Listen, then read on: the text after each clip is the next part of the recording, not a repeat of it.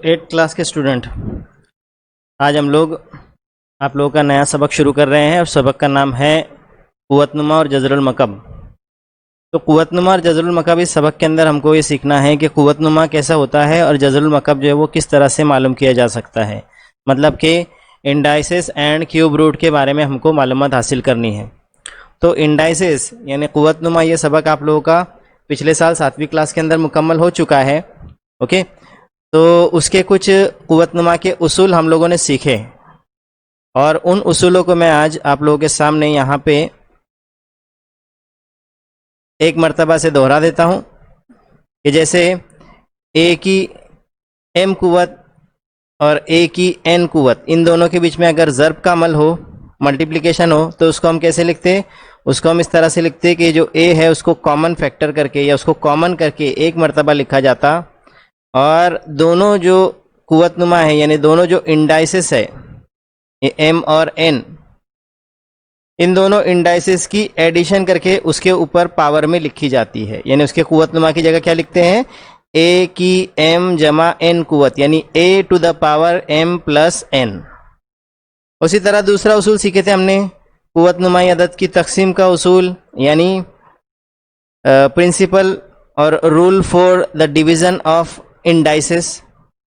तो a to the power m divided by a to the power n अगर हो तो हम क्या करते हैं? a को एक मर्तबा लिखते हैं और m और n जो उसके जो पावर्स है उन दोनों के बीच में नफ़ी का अमल करते हैं।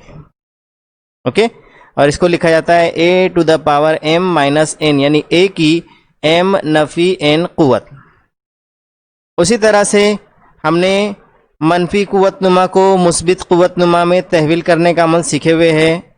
तो अगर किसी नंबर या किसी अदद का कुव्वतनुमा मनफी हो, जैसे कि यहाँ पर है ए की मनफी एम कुव्वत, तो उसे अगर हमको मुस्बित कुव्वतनुमा अगर बनाना है तो उसके लिए हमको क्या करना होता है? उसके लिए हमको लिखना होता है बराबर की निशानी देकर एक, और वो अदद को ए में वो अदद को नसब नुमा में लेकर जाते हैं हम लोग, एक बटा ए की एम कुव्वत। अब ये एम जो है ये प्लस एम हो गया, मुस्बित हो गया। उसी तरह से अगर ए की एम कुव्वत और उस कुव्वतनुमाई अदद की भी कोई कुव्वत हो तो उस वक्त में क्या करते हैं कि जो दोनों जो कुव्वतनुमा है, जैसे यहाँ पे एम और एन है, उन दोनों का मल्टीप्लिकेशन कर देते हैं, उन दोनों की ज़र्ब कर देते हैं और उसका कुव्वतनुमा बन जाता है। मिसाल के तौर पर अगर आपके सामने मैं यहाँ लिखूँ कि 7 है, 7 की दूसरी कुव्वत है और इस कुव्वतनुमा की भी तीसरी कुव्वत है, तो हमें क्या करना पड़ेगा? हमें लिखना पड़ेगा 7 को एक मर्तबा, और ये जो दोनों कुव्वतनुमा है 2 और 3, इन दोनों की ज़र्ब करके उस 7 का कुव्वतनुमा नया वाला जो है वो बनेगा, यानी 7 की छठी कुव्वत उसका जवाब होगा। और ये जवाबात कैसे आते हैं तो ये पूरा हम लोग जो है मुकम्मल तौर से सीख चुके हैं, देख चुके हैं। ठीक है, तो अब हम लोग जो है यहाँ पे आज सीखने वाले हैं इसके आगे के जो कुव्वतनुमाई ज़ाब्ते हैं वो भी हम देख लेते हैं। जैसे यहाँ पे दिया हुआ देखो आपको कि अगर दो कुव्वतनुमा या दो अददों की ज़र्ब हो, ए ज़र्ब बी, और उनका कुव्वतनुमा एक जैसा हो, तो वो ये जो पहला नंबर है ए उसका भी और दूसरा नंबर जो है बी उसका भी कुव्वतनुमा वो ही होता है। जैसे इसकी मिसाल अगर मैं लिख कर बताऊँ आपको कि 2 ज़र्ब 3 और उसकी कौस की 5वीं कुव्वत, तो इसका मतलब क्या होगा बच्चों? इसका मतलब होगा कि 2 की 5वीं कुव्वत ज़र्ब 3 की भी 5वीं कुव्वत, इस तरह से। और ये भी हम लोगों ने सीखे कि अगर किसी भी अदद का कुव्वतनुमा 0 हो तो उसका जवाब हमेशा 1 आता है। और ये 1 क्यों आता है तो वो मैंने आपको उस वक्त में समझाया था, एक मरतबा मैं जल्दी जल्दी समझा देता हूँ यहाँ पे कि ये 1 क्यों आया। तो इसको इस तरह से कंसिडर करते हैं कि जो ए की 0 कुव्वत आई है, ये 0 कुव्वत कब आती है? कि जब एक मनफी और मुस्बित अदद के अंदर हम अमल करते हैं। जैसे ए की हमने जमा 3 और नफ़ी 3 कुव्वत ली, तो उसका जवाब क्या हो जाएगा? जमा 3 और नफ़ी 3 का जवाब हो जाएगा 0। तो ये इससे पहले की स्टेप या उससे पहले का मरहला। फिर ये मरहला कब आता है? जब हम कुव्वत नुमाई अदद में तकसीम करते हैं कि ए की 3 कुव्वत तकसीम ए की 3 कुव्वत, इस तरह करते हैं हम जब, ठीक है, तभी तो ए कॉमन आता है और कॉमन ए आने के बाद 3 नफी 3 किया जाता है, ठीक है। तो ये ए की 3 कुव्वत तकसीम ए की 3 कुव्वत यानी A to the power 3 divided by A to the power 3। अब इसको मैं लिखकर बताऊं आपको अगर, या इसको मैं अगर हल करके बताऊं तो देखो इसका जवाब 1 आएगा। कैसे आएगा मैं बतलाता हूं। इस तरफ के ऊपर लिखा हमने ए की तीसरी कुव्वत तकसीम का अमल है, और बटे में भी लिखना होगा ए की तीसरी कुव्वत या ए का तीसरा power, a to the power 3 upon a to the power 3। ये जवाब हो गया। अब आपको पता है कि जब शुमार कुनिंदा और नसब नुमा यानी न्यूमरेटर और डिनोमिनेटर में जब एक जैसे नंबर हो तो उसका जवाब क्या होता है, वो बोथ नंबर्स को हम ऐसे कैंसिल बता देते हैं, है ना, ऊपर और नीचे दोनों नंबर्स को हम कैंसिल बता देते हैं और उसका आंसर निकालते हैं 1। क्योंकि ये नीचे वाला जो पहाड़ा पड़ेंगे तो उस पहाड़े में ऊपर वाला 1 नंबर पर आएगा, है ना। इसीलिए डायरेक्टली यहाँ पे ए टू द पावर 0 जब लिखा जाता है तो ए टू द पावर 0 का आंसर डायरेक्टली यहाँ दिया जाता है 1। ओके, 1 कैसे आया तो ये आप लोग अच्छी तरह से यहाँ पे समझ रहे हैं। अब उसके बाद अगला उसूल था डिवीजन का उसूल यानी तकसीम का उसूल, कि जब कुव्वत नुमाई अददों में तकसीम का अमल हो, यानी एक कोई अदद हो, बी कोई नंबर हो और एम उनका पावर हो या उनका इंडेक्स है, उनका कुव्वत नुमा हो, तो उस ऐसे में ए का जो पावर है वो भी एम हो जाता है और बी का जो पावर है जो डिनोमिनेटर है उसका भी पावर एम रहता है। बहुत आसान उसूल है ये। और फिर एक उसूल हमने ये भी सीखा कि अगर ए कोई नंबर हो न्यूमरेटर में, बी कोई नंबर हो डिनोमिनेटर में और उनका कुव्वत नुमा हो माइनस में, मनफी में, तो इस मनफी कुव्वत नुमा को हम मुस्बित कुव्वत नुमा बना सकते हैं। कैसे करना पड़ेगा कि ए और बी का रेसिप्रोकल कर देना पड़ेगा, यानी ए और बी का हमको ज़रबी माकूस लिख देना पड़ेगा, रेसिप्रोकल यानी कि ज़रबी माकूस। तो जब इसका ज़रबी माकूस हम लिखेंगे तो हमको क्या लिखना पड़ेगा, बी लिखना पड़ेगा ऊपर और ए को कर देना होगा नीचे। और जब हम ये चेंज करते हैं, ये तब्दीली करते हैं, तो ये एम की कुव्वत जो है ये कुव्वत मुस्बित कुव्वत बन जाती है, एम मुस्बित कुव्वत में तब्दील हो जाता है। देखो यहाँ पे एम प्लस है ना, यानी if a upon b to the power minus m तो उसका हो जाता है b upon a to the power m. तो ये करीब करीब सभी कुव्वत नुमा के उसूल मैंने आपको समझाया, और इन कुव्वत नुमा के उसूलों का इस्तेमाल कैसे किया जाता है तो वो भी हम लोग यहाँ पे अभी समझेंगे। देखो, कुव्वत नुमाओं के उसूल का इस्तेमाल यूजिंग लॉ ऑफ इंडाइसिस। तो इसके कुछ नमूने के तौर पे मिसालें दी हुई है कि जैसे 3 की 5 कुव्वत ज़र्ब का अमल है, गौर से देखना, 3 की 2 कुव्वत, तो 3 की 5 और 2 कुव्वत के अंदर 3 को लिखा 1 मरतबा। अब आप अगर देखोगे ऊपर ज़ाब्ते के मुताबिक तो ये 5 और 2 की जमा होगी, यानी 5 + 2, तो 5 + 2 कितना होता है वो जवाब लिखेंगे यहाँ पे 7। समझ में आ रहा है। फिर उसी तरह से यहाँ पे 2 नंबर का उसूल देखो, 3 की 7 कुव्वत है 7, और तकसीम का अमल है यानी डिवीज़न का अमल है, और उसमें 3 की 9 कुव्वत है 9। तो इसमें क्या किया जाता है, इसमें डिवीज़न के अंदर जो है वो माइनस का अमल किया जाता है। ओके, तो 7 में से 9 माइनस किया, 7 में से 9 माइनस किया, आंसर आएगा -2। तो यहाँ पर -2। ओके, मनफी कुव्वत नुमा, क्योंकि 3 को 1 मरतबा यहाँ लिख दिया गया। ये बात अलग है कि अभी इसको अगर आपको मुस्बित बनाना होगा तो आप इसकी आगे की स्टेप ऐसी कर सकते हैं कि 1/3 टू द पावर 2, ऐसे आप उसको कर सकते हैं, है ना। ये चौथे नंबर के अंदर आप अगर देखेंगे तो आपको दिखाई देगा ये उसूल। चौथे नंबर की मिसाल के अंदर है, 4th नंबर के एग्जाम्पल में है 5 की मनफी 3 कुवत, इसको मुस्बित में तहवील करना है, इसको प्लस में लाना है, तो आपको करना पड़ेगा इक्वल टू करके 1/5, है ना, 1/5 आ गया यहाँ पे, और यहाँ कुवत नुमा आ जाएगा, यानी इंडेक्स आ जाएगा प्लस में, पॉजिटिव। इस पर्टिकुलर पांचवी मिसाल को आप बहुत आसानी से हल कर सकते हैं। 5 की 0 पावर इक्वल टू सीधा लिख देना है 1। Any number to the power 0 is always equal to 1। ये प्रिंसिपल, ये उसूल आप लोग अच्छी तरह से याद रखिएगा।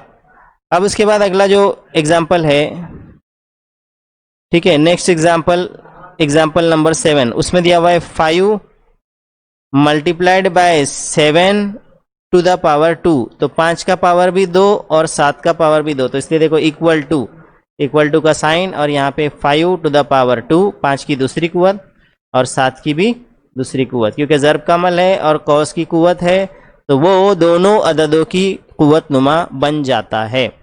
अब उसके बाद अगली मिसाल है मिसाल नंबर 8। उसमें अगर आप देखें तो 5/7, 5/7,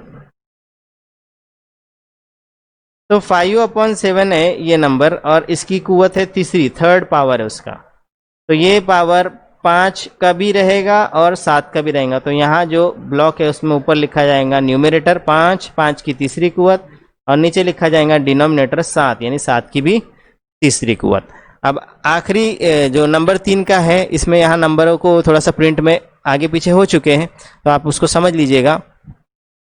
तो अगले एग्जाम्पल के अंदर दिया हुआ है ये उसूल, ये कुवत नुमा की कुवत का उसूल, यानी ये कुवत नुमा है और उसकी भी कुवत दी हुई है ना, 3 की चौथी कुवत, 3 का 4th पावर और उस ब्रैकेट का 5th power, 3 to the power 4 and bracket to the power 5। तो इसमें क्या करने का, 4 और 5 जो दोनों इंडाइसेस है, यानी जो दोनों कुवत नुमा है, इन दोनों की ज़र्ब कर देने का। तो 4 × 5 किया, आंसर कितना आता है 20। तो ये नंबर जो है जिसको हम लोग बेस कहते हैं, ये बेस तो अपनी जगह पर लिखा जाएगा 1 टाइम, यानी जो कायदा है वो अपनी जगह पर लिखा जाएगा, और उसका जो कुवत नुमा है वो लिखा जाएगा 20। ओके, उसी तरह से 5 की पहली कुवत, ये भी सिंपल है, किसी भी नंबर की पहली कुवत में वो नंबर खुद आंसर में आता है, because all the numbers always raise to the power 1, हर नंबर अपनी पहली कुवत में मौजूद होता है। अब यहाँ देखो, यहाँ रेसिप्रोकल का जो रूल है मैंने बताया था, वो रूल है कि 5/7 है और उसका कुवत नुमा नफ़ी में है, माइनस में है। ये कुवत नुमा को प्लस में करने के लिए क्या करना होगा, आपको रेसिप्रोकल करना होगा, यानी आपको 7 को यहाँ पे ऊपर न्यूमरेटर में लाना होगा और डिनोमिनेटर में 5 को लाना होगा। तो 7 को लिखा यहाँ न्यूमरेटर में यानी शुमार कुनिंदे में, और नसब नुमा में यानी डिनोमिनेटर में लिखा 5। तो 7/5 की ये अब प्लस तीसरी कुवत हो गई। तो आज हमने जो कुवत नुमा के उसूल है, उन कुवत नुमा के उसूलों के बारे में समझा। अब अगला जो हम समझने वाले हैं वो है नातिक कुवत नुमा वाले आदात का मतलब, तो वो मैं आपको नेक्स्ट वीडियो के अंदर समझाऊंगा। हाँ, तो देखो अगले टॉपिक के अंदर आप लोगों को दिया हुआ है कि नातिक कुवत नुमा वाले आदात का मतलब, कि कुछ नंबर ऐसे हैं जिनके कुवत नुमा यानी जिनके जो इंडाइसेस है वो इंडाइसेस नातिक होते हैं। तो ऐसे कुवत नुमा का क्या मतलब है, तो एकदम आसान तरीके से मैं उसको अगर समझाऊँ आप लोगों को, तो ऐसे कुवत नुमा के जो नातिक जिनके इंडाइसेस होते हैं यानी जिनके कुवत नुमा नातिक होते हैं, तो ऐसे कुवत नुमा जज़र वाले आदाद कहलाते हैं। उसकी आसान मिसाल अगर हम लोग समझें यहाँ पे, तो जैसे हमने लिखा x की n कुवत, इसको हम पढ़ते हैं nth पावर ऑफ x, ठीक है, यानी कि इसको हम पढ़ते हैं x की n कुवत, यानी x को आपको n मर्तबा तक ज़र्ब करना है, ये उसका मतलब हुआ। लेकिन वहीं अगर मैं लिखूं कि x की 1/n कुवत, कुवत नुमा में मैंने क्या लिखा, नातिक किस्म का अदद लिख दिया, एक बटे यानी बटे वाला अदद लिख दिया। तो अब इसको पढ़ा जाएगा nth रूट ऑफ x, इसको nth रूट ऑफ x पढ़ा जाएगा। यानी इसको क्या पढ़ा जाएगा कि x का n वा जजर। अब ये एक्स वाई पर से हमको पूरी तरह समझ नहीं आता, तो इसके लिए मैं यहाँ पे आदत का इस्तेमाल करूँ अगर कि 5 की दूसरी कुवत अगर मैं लिखूं तो इसको हम पढ़ेंगे 5 की 2 कुवत या सेकेंड पावर ऑफ 5, 5 की 2 कुवत। और इसमें हम अमल क्या करते हैं, इसमें अमल क्या करते हैं हम लोग कि इसमें हम 5 को 2 मरतबा ज़र्ब करते हैं, 5 इंटू 5 करते हैं हम लोग, ठीक है। लेकिन यही नंबर को अगर मैं लिखूं 5 की 1/2 कुवत, तो इसको हम कहेंगे कि 5 का दूसरा जजर या 5 का जजरुल मुरब्बा, ठीक है। यानी इसको हम कहेंगे सेकेंड रूट ऑफ 5, 5 का दूसरा जजर या 5 का जजरुल मुरब्बा, क्योंकि दो के लिए दूसरी कुवत के लिए मुरब्बा लफ्ज भी इस्तेमाल होता है, आप लोगों को मालूम है ना, स्क्वायर लफ्ज इस्तेमाल होता है 2 के लिए। तो हम उसको लिखेंगे कि 5 का दूसरा जजर या 5 का जजरुल मुरब्बा।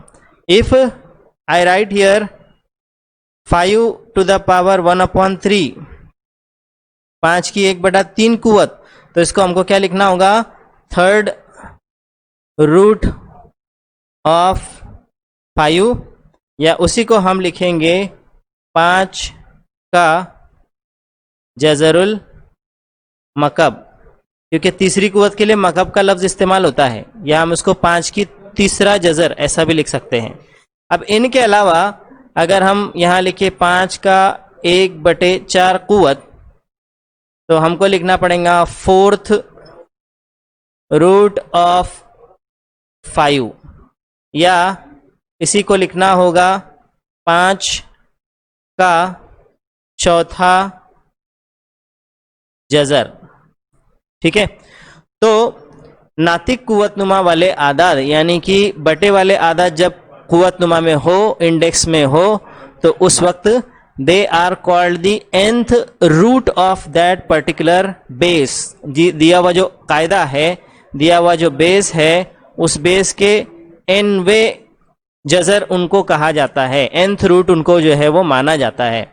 अब यहाँ पे कुछ मिसालें दी हुई है देखो, तो उन मिसालों के जरिए से हम लोग इसको और अच्छे से समझ सकते हैं कि आमतौर पे जैसे कॉमनली अगर हमने लिखा कि a का nवे जजर को हम कैसे लिखते हैं, a की 1/n कुवत, तो यहाँ कुछ मिसालें हलशुदा मिसालें दी हुई है।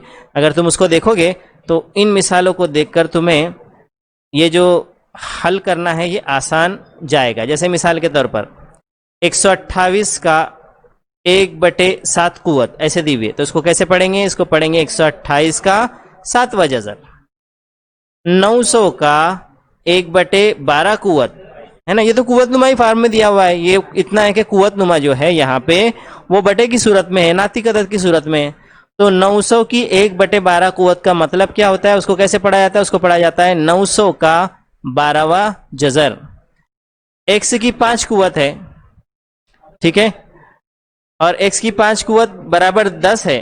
x की 5 कुवत जो है, 5 कुवत करने पे जवाब 10 अगर आता है, तो याद रखिए कि 10 की 1/5 कुवत का जवाब x आएगा, ठीक है। ये रिलेशन बहुत ज़रूरी है, इसको बहुत अच्छी तरह से ध्यान में रखना है आपको, कि अगर किसी नंबर की जो भी पावर है, वो पावर में अगर कोई नंबर आता है, मिसाल के तौर पर x की 6ठी कुवत में आपका आंसर आया 12, तो इसका मतलब क्या हुआ कि 12 की 1/6 जो पावर है उसका आंसर हमेशा क्या आएगा, x आएगा।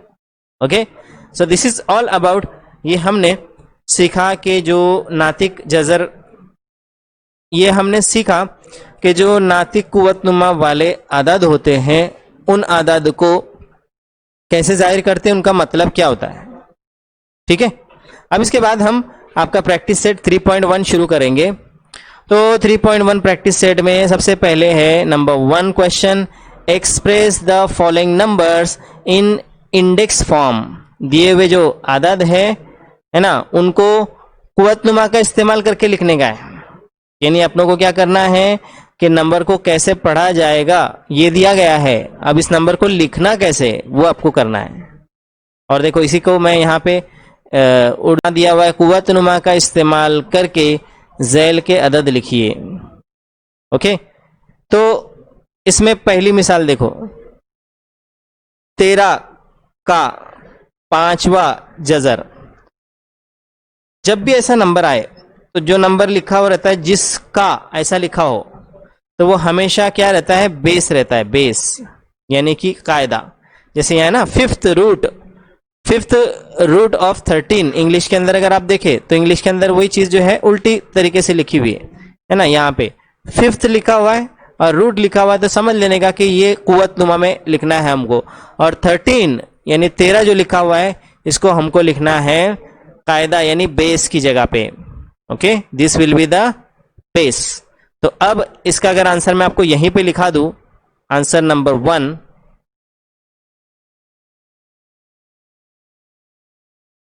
Then you have to write 13 लिखेंगे आप लोग, क्योंकि 13 जो है उसके बारे में कहा गया और उसका कितना रूट है, फिफ्थ रूट बोला हुआ है, तो आप लिखेंगे 1/5 यानी 13 का 5वां जजर।